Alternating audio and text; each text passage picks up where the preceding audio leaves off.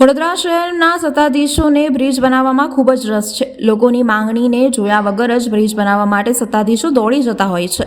શહેરમાં ટ્રાફિકનું ભારણ વધ્યું છે, પણ તેના નિરાકરણ માટે રસ્તો પહોળો કરવો જોઈએ અને દબાણો દૂર કરવા જોઈએ સહિતની કામગીરી કરવી જોઈએ. પણ શહેરના વિકાસને તો જાણે બ્રિજમાં જ રસ પડ્યો છે. બ્રિજ માટે બુલેટ ગતિએ શહેરમાં કામગીરી થઈ રહી છે. અગાઉ સુસેન સર્કલ બ્રિજની કામગીરી શરૂ થયા બાદ બંધ કરવી પડી હતી. અગાઉ આ બ્રિજને 34 કરોડના ખર્ચે બનાવવાનો હતો, જો કે હવે જુપિટર સુધી બનાવવાનો હોય જેનો ખર્ચ 154 કરોડનો થશે અને નવો બ્રિજ બનશે.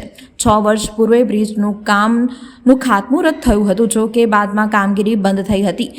ફરી બ્રિજની હિલચાલને લઈને કાઉન્સિલર ઘનશ્યામ પટેલે જણાવ્યું હતું કે સરકારની ગ્રાન્ટ મંજૂરી માટે બ્રિજની ડિઝાઇન ગુજરાત સરકારમાં મોકલી અપાઈ છે.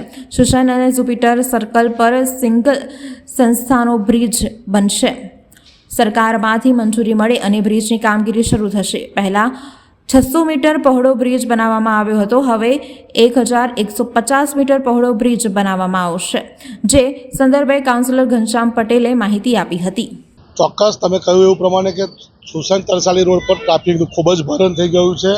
તમે જોશો કે જે સિગ્નલ લાઇટ છે એ 2 વખત બંધ થઈ અને ચાલુ થાય છે ત્યારે જ ટ્રાફિક પૂરો થઈ રહ્યો છે. કારણ કે બ્રિજ 2014થી બનાવવાનો હતો અને અત્યાર સુધી હજુ બન્યો નથી. વચ્ચે એક વખત કામ શરૂ થયું હતું, પછી બંધ રહ્યું છે.